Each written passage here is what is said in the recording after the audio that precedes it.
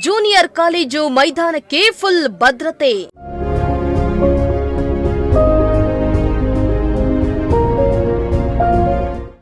ಅನಧಿಕೃತ ಪ್ರವೇಶ ತಡೆಯಲು ಕ್ರಮ.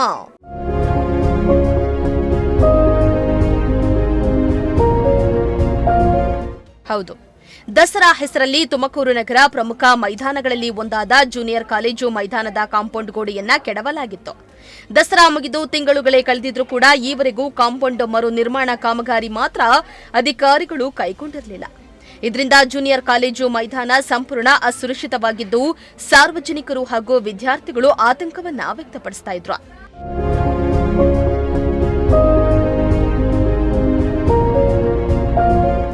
ಇನ್ನು ಈ ಬಗ್ಗೆ ಪ್ರಜಾಶಕ್ತಿ ಟಿವಿಯಲ್ಲಿ ಸುದ್ದಿ ಮಾಡುವ ಮೂಲಕ ಅಧಿಕಾರಿಗಳನ್ನ ಎಚ್ಚರಿಸುವ ಕೆಲಸವನ್ನ ಮಾಡಲಾಗಿತ್ತು.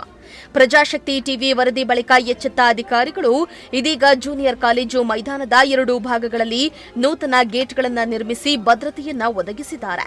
ಹಿಂದೆ 2 ಕಡೆ ಕಾಂಪೌಂಡ್ ಗೋಡೆಗಳನ್ನ ಕೆಡವಿದ್ರೂ ಈಗ 2 ದಿಕ್ಕುಗಳಲ್ಲೂ ಗೇಟ್ ಅಳವಡಿಸುವ ಮೂಲಕ ಅನಧಿಕೃತ ಪ್ರವೇಶ ತಡೆಗಟ್ಟುವ ಕ್ರಮವನ್ನ ಕೈಗೊಳ್ಳಲಾಗಿದೆ.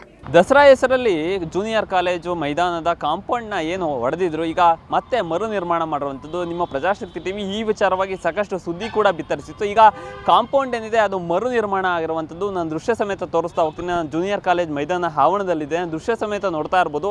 2 ಗೇಟಲ್ಲೂ ಕೂಡ ಏನು ದಸರಾ ಹೆಸರಲ್ಲಿ ಇಲ್ಲಿನ ಅಧಿಕಾರಿಗಳು ಸಂಪೂರ್ಣವಾಗಿ ಜನರು ಬರುವ ದೃಷ್ಟಿಯಿಂದ ಸಂಪೂರ್ಣವಾಗಿ ಇಲ್ಲಿನ ಕಾಂಪೌಂಡನ್ನು ಹೊಡೆದಿದ್ರು. ನಿಮ್ಮ ಪ್ರಜಾಶಕ್ತಿ ಟಿವಿ ದಸರಾ ನಂತರ ಸಾಕಷ್ಟು ತಿಂಗಳಾದರೂ ಕೂಡ ಕಾಂಪೌಂಡ್ ಮರು ನಿರ್ಮಾಣ ಮಾಡಿಲ್ಲ. ಅನೈತಿಕ ಚಟುವಟಿಕೆಗಳಿಗೆ ತಾಣವಾಗ್ತಾ ಇದೆ, ಭದ್ರತೆ ಇಲ್ಲ ಜೂನಿಯರ್ ಕಾಲೇಜಿಗೆ ಫೀಲ್ಡ್ಗೆ ಅಂತ ನಿರಂತರವಾಗಿ ಸುದ್ದಿ ಬಿತ್ತರಿಸಿದ ಪರಿಣಾಮ ಇಂದು ಅಧಿಕಾರಿಗಳು ಎಚ್ಚೆತ್ತುಕೊಂಡು 2 ಭಾಗಕ್ಕೂ ಸಂಪೂರ್ಣವಾಗಿ ಈಗ ಗೇಟನ್ನು ನಿರ್ಮಿಸಿರುವಂಥದ್ದು. ದೃಶ್ಯ ಸಮೇತ ನೋಡ್ತಾ ಇರ್ಬೋದು. ಕಬ್ಬಿಣದ ಗೇಟನ್ನು ಹಾಕಿಸಿ ಸೂಕ್ತ ಭದ್ರತೆಯನ್ನು ನೀಡಿರುವಂಥದ್ದು. ಒಟ್ಟಾರೆ ದಸರಾ ಹೆಸರಲ್ಲಿ ಏನು ಹೊಡೆದಿದ್ರು ಕಾಂಪೌಂಡ್ನ ಈಗ ಮತ್ತೆ ಮರು ನಿರ್ಮಾಣ ಆಗಿರುವಂಥದ್ದು. ಕ್ಯಾಮ್ರಾ ಪರ್ಸನ್ ಸಂಜಯ್ ಜೊತೆ ದೀಪಕ್, ಪ್ರಜಾಶಕ್ತಿ ಟಿವಿ, ತುಮಕೂರು.